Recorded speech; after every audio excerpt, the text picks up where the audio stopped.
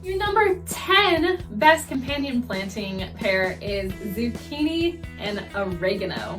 So those pesky squash bugs that everybody hates and they can strip a plant pretty fast, they actually are deterred by the smell of oregano.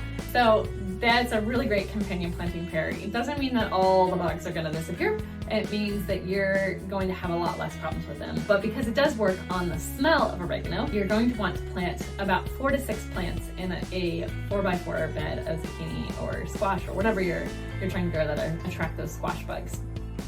So you'll want to keep your eye on the plant still. Make sure you stay ahead of it, because once you get an infestation, it's a lot harder to keep track of and a lot more work to take care of before those plants die off. And then you want to boost the smell of oregano, and so that's using organics, using a micro-based fertilizer, and that can really help boost the compounds that are in the oregano to help it smell a little bit better.